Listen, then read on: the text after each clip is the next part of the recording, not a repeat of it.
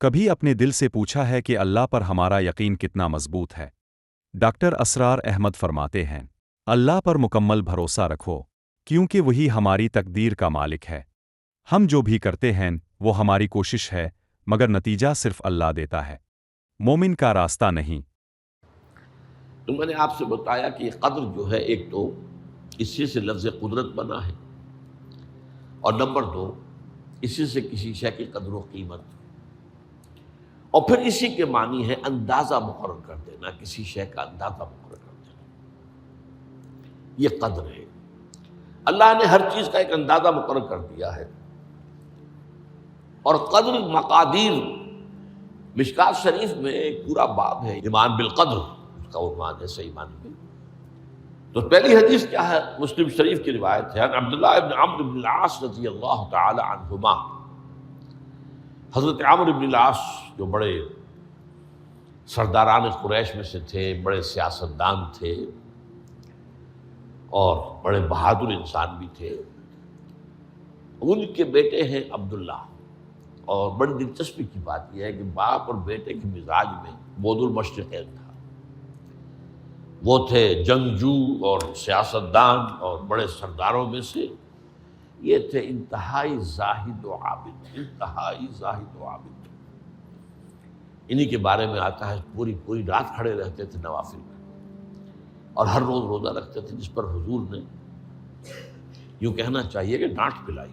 آپ کو اطلاع ہوئی، آپ نے بلایا، یا عبداللہ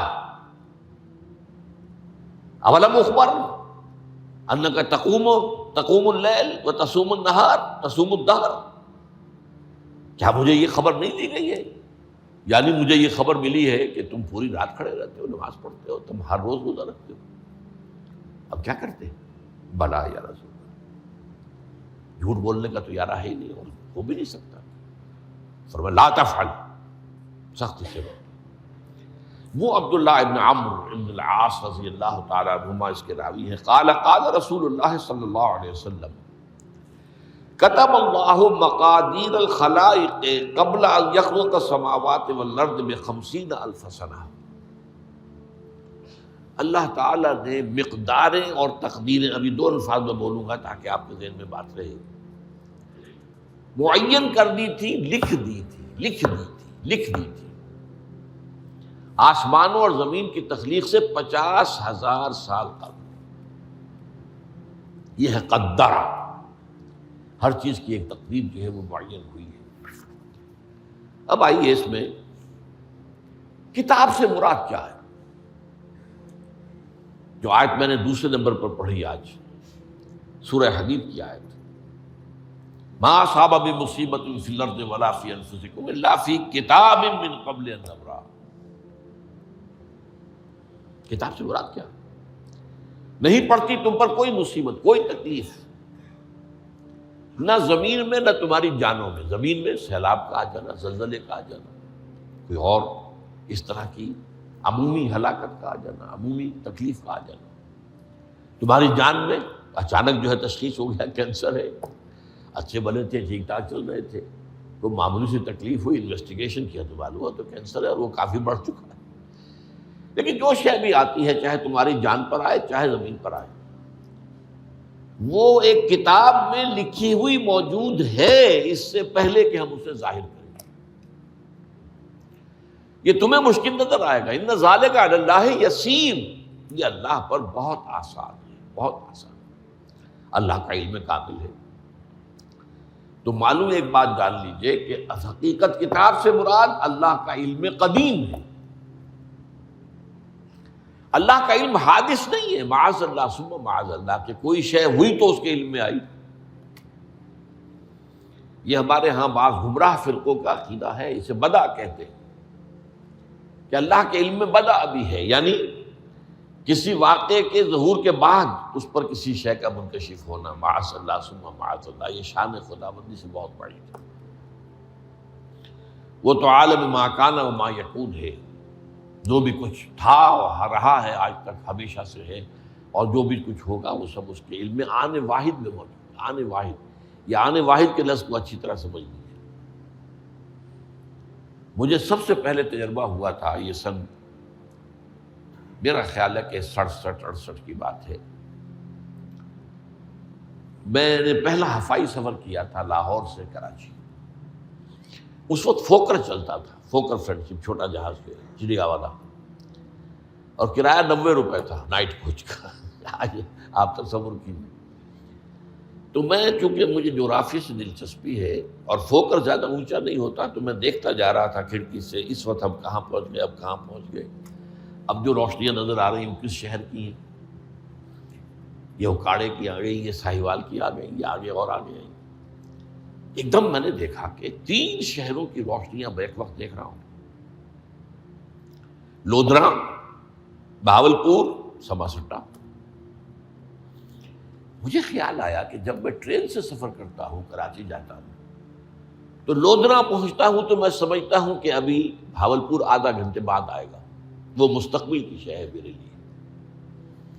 بہاولپور پہنچتا ہوں تو لودھرا میرے لیے ماضی کی بات بن جاتی ہے، آدھے گھنٹے پہلے لودھرا آیا تھا، اور آدھے گھنٹے کے بعد جو ہے سماسٹا آئے گا، وہ میرے لیے مستقبل بن گیا، لودھرا ماضی بن گیا۔ لیکن اس بلندی پر میں بیک وقت دیکھ رہا ہوں لودھرا کو بھی اور بہاولپور کو بھی اور سماسٹا کو۔ یہ معاملہ جو ہے اس کو 1 ملین بلین سے ضرب دے لیجئے، اللہ تعالیٰ اس بلند مقام سے دیکھ رہا ہے جہاں اس کے مشاہدے میں، اس کے علم میں ماضی اور مستقبل کا کوئی سوال ہی نہیں۔ آنے واحد، آنے واحد، آنے واحد۔ تو یہ در حقیقت کتاب جسے کہا گیا قرآن مجید میں بار بار بہت جگہوں پر آیا، تو یہ کتاب جو ہے در حقیقت اللہ تعالیٰ کا علم قدیم،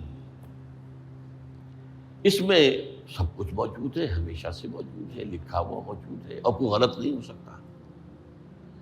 آگے چل کر گفتگو ہوگی اصل میں بعد میں کہ تقدیر کے جو عام عقیدے میں ہم تقدیر کہتے ہیں اس کے 2 پہلو ہیں۔ ایک پہلو ہے ما اصاب علی الانسان، جو کچھ انسان پر آتا ہے مصیبت، جیسے ابھی آیت میں نے پڑھی، ما اصاب من مصیبت فی الارض ولا فی انفسکم۔ ہم ہر وقت زد میں ہیں، کوئی تکلیف آ گئی، کوئی مصیبت آ گئی، کوئی بیماری آ گئی، کوئی حادثہ ہو گیا، کوئی بچہ فوت ہو گیا، کوئی عزیز جو ہے وہ فوت ہو گیا، یہ ہر وقت حوادث ہے۔ تو جو بھی کچھ پیش آتا ہے وہ علم خداوندی میں ہمیشہ سے تھا۔ یہی وجہ ہے کہ ایک اور حدیث ہے ابن الدیلمی سے، لمبی حدیث ہے وہ، لیکن اس کے اندر جو آخری ٹکڑا ہے وَتَعْلَمَ، یعنی انسان کے نجات کے لیے لازم ہے کہ یہ بات بھی تم جان لو، انما اصابک لم یکن لیخطئک وانما اخطأک لم یکن لیصیبک ولو مت علی غیر ھذا، اگر تم اس کے سوا کسی صورت پر ہوگے تو جہنم میں داخل ہو جاؤ گے، دخلت النار۔ یہ جان لو کہ جو چیز تم پر آئی وہ آنی ہی آنی تھی۔ دیکھیے ہوتا کیا ہے، کاش کہ میں اگر یوں کر لیتا تو یہ نہ ہوتا، بس یہی ایمان بالقدر کے منافی ہے۔ جو ہوا ہے وہ اللہ تعالیٰ کے ہاں تو پہلے سے طے تھا، ہونا ہی تھا، تمہاری کوئی تدبیر، کاش کہ میں اس وقت یہ کر لیتا۔ یہ لو، اسی لیے ایک حدیث میں الفاظ آئے ہیں ان کلمۃ لو تفتح عمل الشیطان، اس لو سے، کاش، اس سے شیطانی عمل شروع ہو جاتا، کاش کہ یہ ہو جاتا، کاش میں یہ نہ کرتا، کاش کہ ہو جاتا، تو یہ نہیں۔ تعلم انما اصابک لم یکن لیخطئک، تو جان لے اس بات کو کہ جو چیز تم پر آئی ہے وہ ہرگز ٹلنے والی نہیں تھی۔ کوئی تدبیر تم کر لیتے، کوئی کسی وقت کوئی ہیلا کر لیتے، کوئی تم قدم اٹھا لیتے، کچھ بھی کر لیتے، وہ تو آنی ہی آنی تھی۔ وما انما اخطاک، جو چیز تم سے چھوٹ گئی، رہ گئی، نہیں ملی۔ ایک ویکنسی ایڈورٹائز ہوئی تھی، آپ نے بھی درخواست دی تھی، آپ کو نہیں ملی، اب آپ ہو کاش کہ میں نے فلاں سے سفارش کرا لی ہوتی، بس گئے۔ تو جو چیز چھوٹ گئی وہ چھوٹ جانی ہی تھی، اس میں قطعاً جو ہے کوئی شکل، کوئی تدبیر، کوئی سفارش، کسی طرح کا کوئی بھی ہیلا، کوئی جو ہے اس پہ کارگر نہیں ہو سکتا تھا۔ لم یکن لیصیبک وَمِتَّ عَلَى غَيْرِ ذَلِكَ، اگر تو اس کے سوا کسی کیفیت پر تیری موت واقع ہوئی، اگر یہ یقین نہیں ہے، یہ ہے تقدیر کا وہ مفہوم کہ جس کا تعلق ہے علی ما اصاب الانسان، جو انسان کے اوپر وارد ہو رہا ہے، اس کے ضمن میں تقدیر کا مفہوم کیا ہے کہ جو ہوا ہے وہ تو ہونا ہی تھا، اس میں تو کسی شک و شبے کی گنجائش نہیں، بالکل قطع اللہ تعالیٰ کا فیصلہ ہے۔ البتہ در حقیقت ایک دوسرا پہلو ہے، ما یفعل الانسان، وہ جو انسان کرتا ہے۔ یہاں آ کر یہ تقدیر کا مسئلہ بہت ٹیڑھا ہو جاتا ہے۔ آیا میرے اندر کوئی اختیار بھی ہے کہ نہیں؟ Do I have any free choice؟ یا ہر شخص پہلے سے طے ہے؟ تقدیر کا ایک عام مفہوم یہ ہے، اور اس مفہوم میں بھی بعض روایات بھی ہیں جو اس کی تائید کرتی ہیں کہ ہر چیز پہلے سے طے ہے، لکھی ہوئی ہے۔ اور یہ جو حدیث ہم نے ابھی پڑھی ہے، یہ گویا کہ اس کی ایک مثال ہے کہ وہ جو لکھ دیا گیا تھا، فرشتے نے لکھ دیا تھا، رحم مادر میں لکھ دیا تھا، شقی او سعید، یہ بدبخت ہے یا سعادت مند ہے۔ تو ایک شخص پوری عمر نیکی کے کام کرتا رہا، آخری وقت میں آ کر کوئی ایسا حادثہ پیش آ گیا کہ وہ اہل جہنم کے سے کام شروع کر دیا اور جہنمی ہو گیا۔ یا ایک شخص ساری عمر جو ہے جہنمیوں کے سے کام کرتا رہا، آخری وقت میں آ کر کوئی ایسی توفیق ملی، کچھ ایسا معاملہ ہو گیا، توبہ کر لی اور اس نے جو ہے اہل جنت کے سے اعمال شروع کرنے کی ضرورت ہوگی۔ تو یہ جو ہے علامہ اصابک کا علیحدہ بات ہے، اور علامہ یفعل الانسان، انسان کیا کرتا ہے، اس میں اس کی قدرت کتنی ہے۔ اور یہ ہمارے ہاں فلسفے کا بڑا مشکل موضوع ہے، اسی کا نام ہے جبر و قدر۔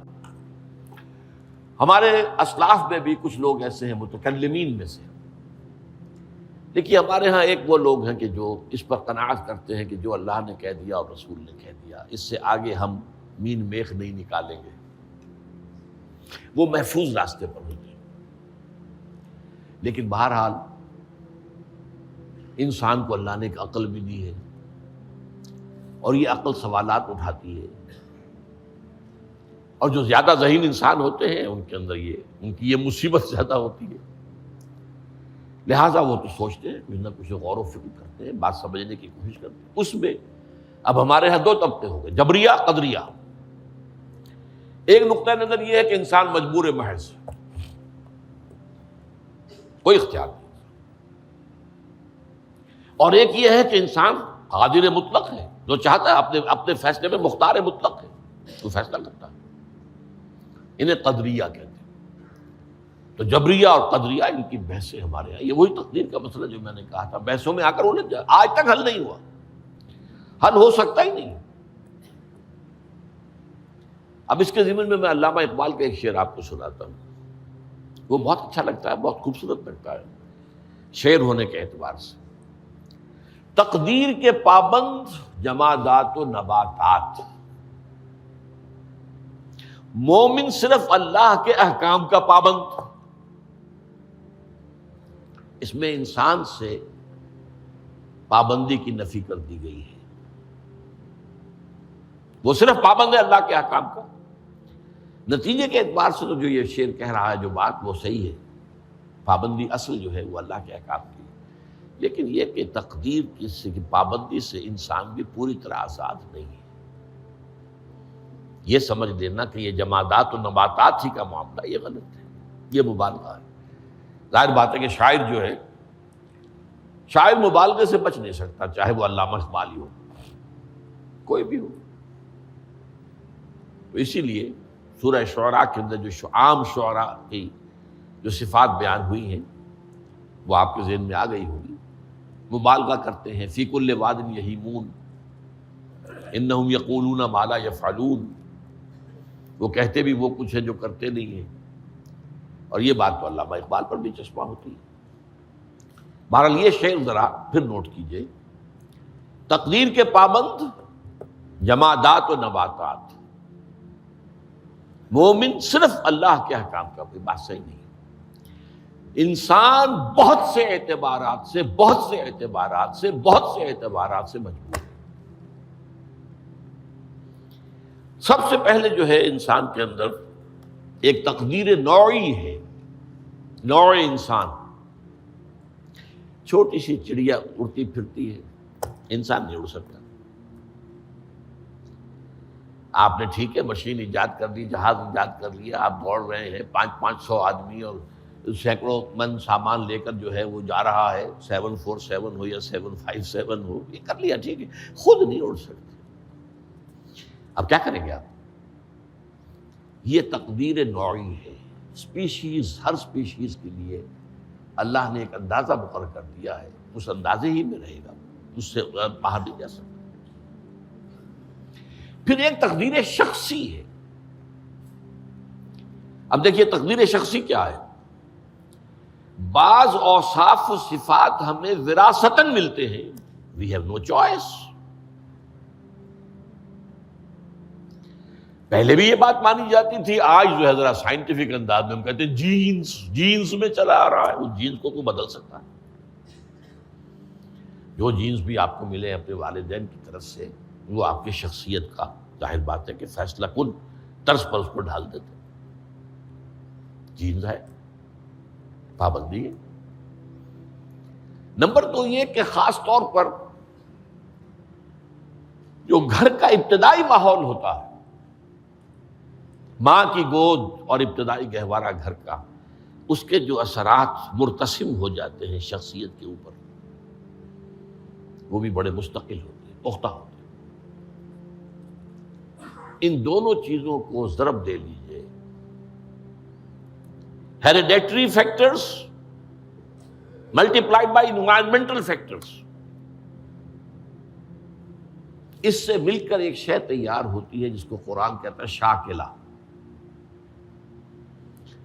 قُلْ كُلٌّ يَعْمَلُ عَلَى شَاكِلَتِهِ فَرَبُّكُمْ أَعْلَمُ بِمَنْ هُوَ أَهْدَىٰ سَبِيلًا، سورہ بنی اسرائیل۔ شاکلہ کسے کہتے ہیں؟ شاکلہ شکل دینے والی شے۔ آپ کو لوہا ڈھالنا ہے، کوئی خاص پرزہ بنانا ہے، اس کا پہلے سانچہ بناتے ہیں ہم۔ لوہے کو پگھلا کے اس میں ڈالیں گے تو جیسا سانچہ ہوگا ویسا ہی لوہا جو ہے وہ شکل اختیار کرے، اسے شاکلہ کہتے ہیں۔ یہ شاکلہ جو ہے ہر انسان کا، اس سے باہر انسان نہیں جا سکتا۔ اس کے اندر اسٹرگل ہوگی، اس کے اندر اس کی جد و جہد ہوگی، لیکن اس کا یہ مطلب نہیں ہے کہ اس کا کوئی فری چوائس ہے۔ فری چوائس ہے، لیکن وہ فری چوائس انہی حدود کے اندر کام کرے گا، اس سے باہر نہیں۔ اس بات کو مختلف احادیث میں حضور نے بہت خوبصورتی سے بیان کیا۔ ایک حدیث بڑی اہم ہے، بڑی اہم ہے۔ الناس کالمعادن، انسانوں کی مثال بھی معدنیات کیسی ہے۔ اب سونے کی معدنیات میں سے سونے کی جو اور ہے، اب پتہ نہیں اردو میں مجھے معلوم نہیں اور کا ترجمہ کیا کرتے ہیں عام طور پر، لیکن جانتے ہیں اور وہ کچی دھات جس سے کو صاف کر دیتے ہیں تو پھر وہ دھات جو ہے خالص شکل میں سامنے آ جاتی ہے۔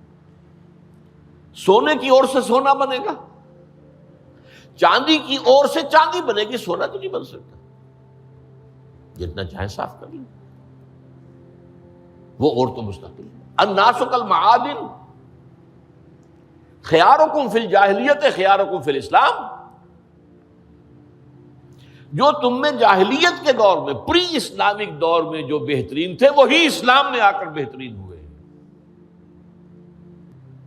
وہ اور سونے کی تھی، وہ صاف ہو گئی ہے، اور سونا جو ہے وہ نکھر کر خالص سونا بن کر آ گیا ہے۔ اسلام نے صاف کر دیا۔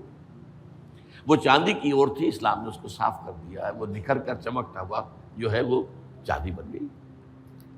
لیکن یہ کہ اذا فقہوا، البتہ پھر اس میں ایک اضافہ کیا حضور نے، جبکہ ان کے اندر دین کا فہم داخل ہو جائے، تو یہ کہ جو بہترین پہلے تھے وہی بہترین اب ہوں گے۔ اسلام لانے سے پہلے بھی بہترین ابو بکر تھے، اسلام لانے کے بعد بھی بہترین ابو بکر۔ حضور پر وحی سے پہلے بھی بہترین خاتون خدیجۃ الکبریٰ تھی، ایمان لانے کے بعد بھی بہترین خاتون خدیجۃ الکبریٰ۔ اور دوسری حدیث سنیے، عن ابی الدرداء رضی اللہ تعالی عنہ قال بینما نحن عند رسول اللہ صلی اللہ علیہ وسلم، اسی حال میں کہ ہم ایک روز ہم حضور کے پاس تھے، نتناکرون ما یکون، اور ہم ذرا سوچ رہے تھے کیا کیا کچھ پیش آنے والا ہے دنیا میں۔ اذ قال رسول اللہ صلی اللہ علیہ وسلم، جبکہ حضور نے ہم سے ایک بات کہی، بڑی غور سے سنیے، اذا سمعتم بجبل ان زال عن مکانہ فصدقوہ، اگر تم یہ سنو کہ کوئی پہاڑ اپنی جگہ سے ٹل گیا تو مان لینا۔ وَإِذَا سَمِعْتُم بِرَجُلٍ تَغَيَّرَ عَنْ خَلْقِهِ فَلَا تُصَدِّقُوهُ، اور اگر تم سنو کہ کوئی شخص جو ہے وہ اپنی سرشت سے، اپنی جبلت سے بدل گیا تو کبھی نہ مانو۔ اگر ڈاکٹر صاحب کا بیان اچھا لگا ہو تو ہمارے یوٹیوب چینل کو سبسکرائب کریں، ویڈیو کو لائک اور شیئر ضرور کریں۔ شکریہ برائے دیکھنے۔